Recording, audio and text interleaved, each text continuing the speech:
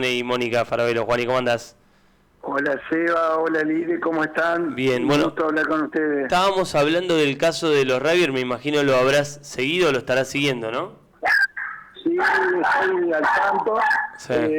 Bueno, y justamente por todos estos temas que vos mencionás, Sí. que justamente son importantísimos respecto de cómo es y qué figura se podría adjudicar a los eventuales autores Sí. de esta maniobra. Vamos a decir que terminó con la muerte de este chico que lamentablemente tiene que sus padres, vamos a decir, transitar una etapa que es muy dolorosa, que es la etapa de juicio.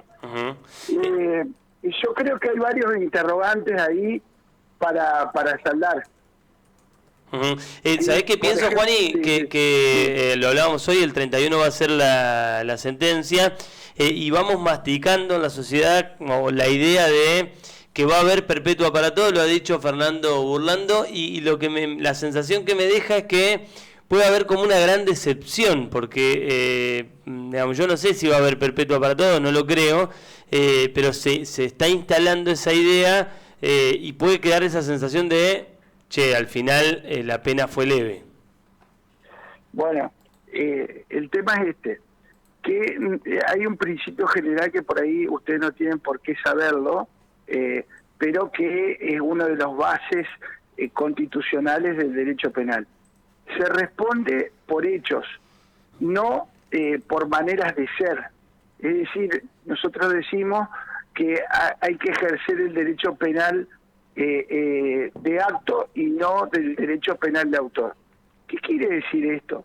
Que por más que todos los componentes, actitudes de estos chicos sean componentes violentos, no se puede punir el ser violento en sí, sino que se tienen que demostrar hechos delictivos, ¿no es cierto?, y que hayan provocado o colaborado o realizado un aporte a el resultado muerte de Fernando, ¿está?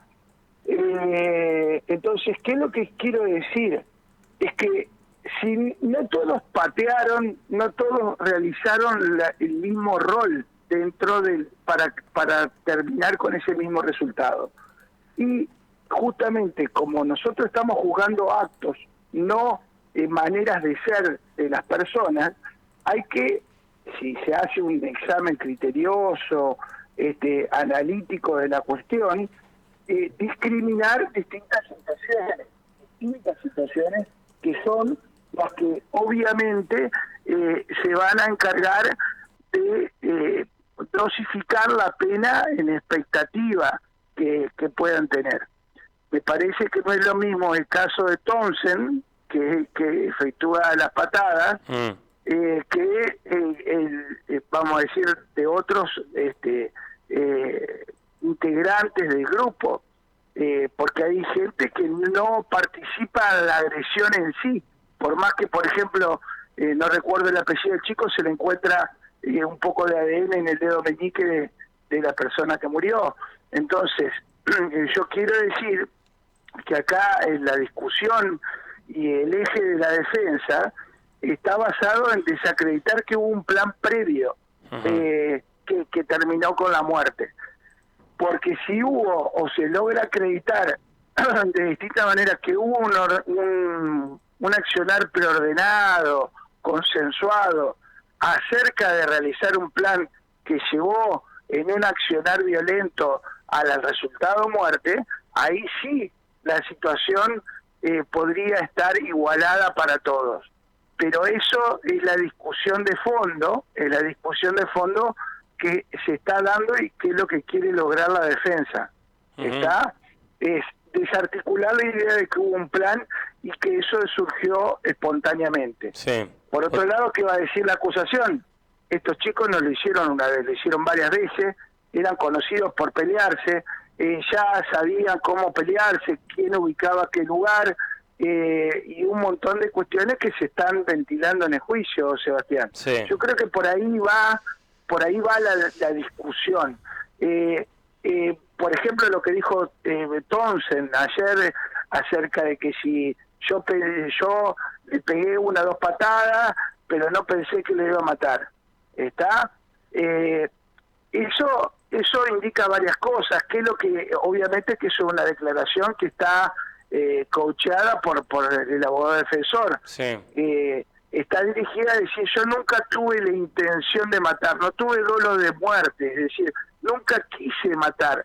Sí quise dañarlo, sí, le tiré una patada, pero nunca me imaginé o me representé que con esa acción yo iba a provocar la muerte de esta persona.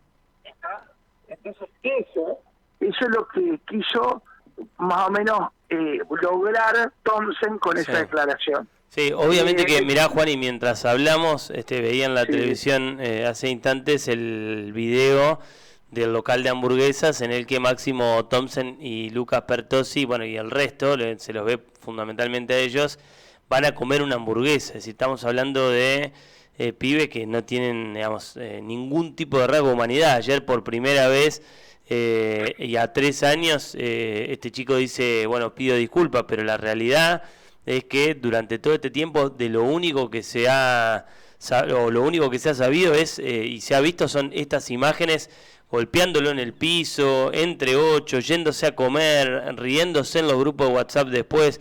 Digo, ahora, más allá de la indignación que puede generar eso hacia la sociedad, a la justicia, ¿cuánto le pesa a la hora de tomar una decisión todo ese contexto posterior que se va conociendo o que se fue conociendo a medida que pasaron los días? Yo creo que va a incidir porque obviamente uno tiene que ver la actitud de la persona, no solamente con respecto al hecho, sino cómo fueron sus conductas posteriores. No es lo mismo alguien que comete un hecho delictivo, se da cuenta, toma real dimensión de lo que provocó y busca de alguna manera repararlo o restaurarlo, aunque no lo logre, que es la persona que se reafirma en sus hechos. ¿Está? Porque ¿qué dice? ¿Qué siente el juez? Que la persistencia en violar la norma, en creer que la conducta que realizaron de ellos estaba bien, aún transgrediendo una norma expresa, no logra lo que quiere el derecho penal, que es disuadir esas conductas. Entonces dice, bueno, es como una persona que te enferma, vos le aplicás una dosis de antibiótico y no funciona, y tenés que subir la escala más intensa hasta que lográs el resultado. Y esto mismo, en la dosificación de la pena pasa lo mismo. Si esta persona violó una norma y después siguió con actitudes diciendo de que le era indiferente haber violado esa norma o estar acusado de violar esa norma, y por diversas acciones yo logro demostrar esto es lo que vos decís, evidentemente que el mínimo de la pena va a ser insuficiente para lograr hacerle entender o lograr una disuasión respecto de la norma. Está decir, esto no se debe hacer. Entonces, la intensidad de la pena va subiendo. Entonces, en eso juega en los jueces, cuando ven este tipo de situaciones, el contexto en que se realizó, cómo lo realizó, el modo de comisión, cómo lo realizó, porque hay algunos que dicen que se actuó con alevosía, eso hace que se incremente sustancialmente la pena. En eso inciden los jueces, en el ánimo de los jueces, cómo se gradúa. Hay que decir que la graduación de la pena no es algo arbitrario de los jueces, diciendo, che, me parece que le tengo que poner tanto. No.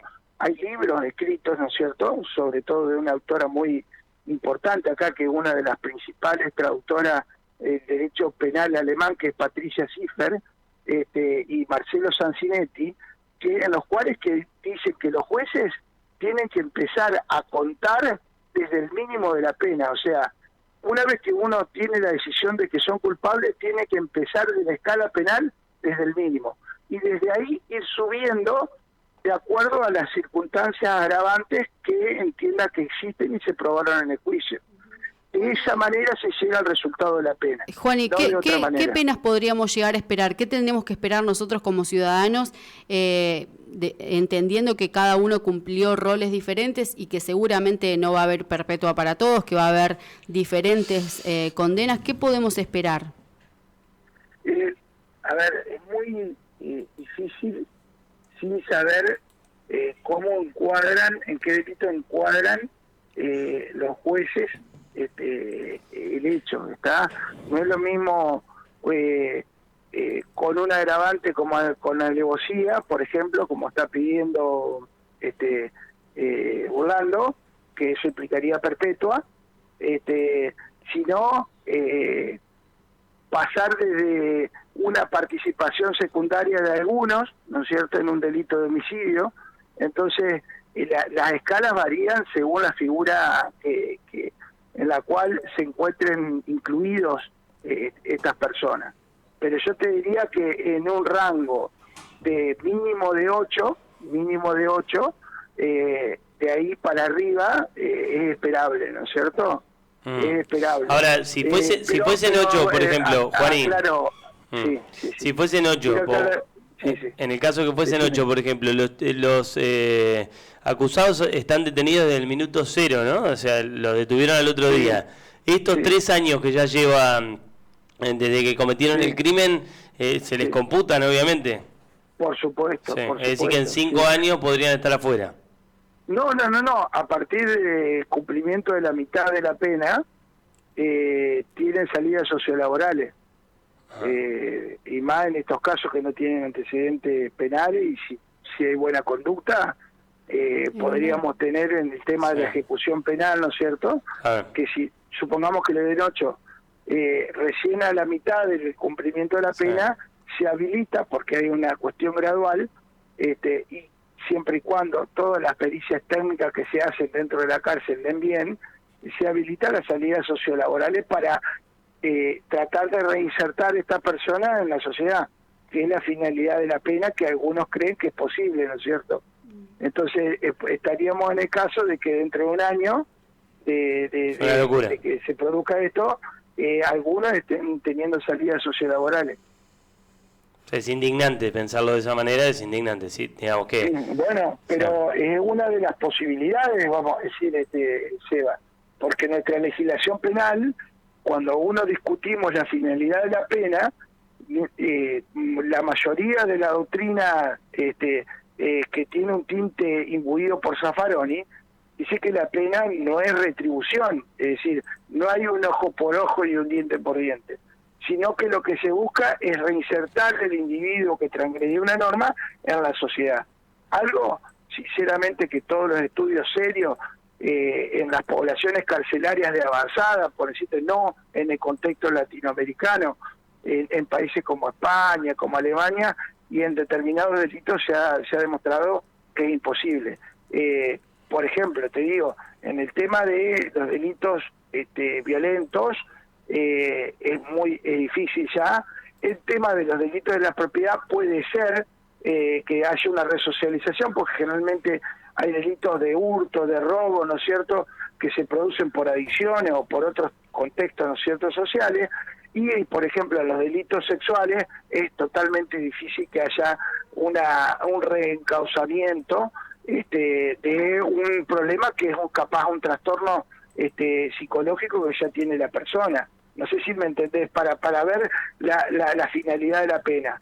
Entonces creo yo, ¿no es cierto?, que si hay algunos chicos que se los condena a 8 años, creo que es para la defensa algo que no les va a gustar, pero dentro de todo sería un mal menor, ¿no es cierto?, porque a partir de los 4 años y a los 2/3 ya tendrían salida y se podrían volver a vivir en sociedad. Juan, y gracias por el tiempo, como siempre. Bueno, gracias a ustedes. Realmente esto te diría que el caso en sí se va por la diversidad de cuestiones que hay, es muy difícil encuadrarlo, porque te cierro con una breve digresión. Cuando hablan de que se agravaría por alevosía, Alevosía, para que sepa la gente técnicamente, es actuar a sabiendas y sobre seguro que la persona está indefensa, ¿está? Entonces, se pone el ejemplo vamos a decir, cuando a uno le enseñan, cuando la persona está durmiendo y uno lo asesina o lo golpea o le hace un daño cuando está indefenso, no tiene la posibilidad de defenderse, ¿está? Entonces, esta cuestión, si uno la lleva o lo transpone al caso que estamos discutiendo, y algunos dicen que podría ser y otros que no. Por ejemplo, dicen, no, chico estaba comiendo y le entraron a pegar 2 trompadas de atrás y no se enteró más nada, entonces lo agarraron y estaba en un estado claro de indefensión.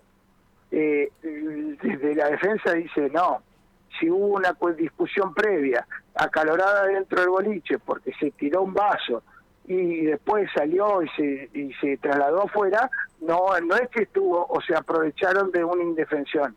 Le pegaron directamente, pero no estaba indefenso, se podría haber defendido de alguna manera. Sí. No es alevosía. Entonces todas esas discusiones te llevan al máximo de la pena o una pena, como te diría, que empieza a contar con los agravantes a partir de 8 para arriba. Esa es la dificultad del caso. Juani, gracias, un abrazo. Un gran abrazo. Hasta pronto. Juani Weinberg con nosotros, estaba leyendo porque me mandan y me dicen, mira, el artículo 80, dice, se impondrá reclusión perpetua o prisión perpetua, pudiendo aplicarse lo dispuesto en los artículos 52 al que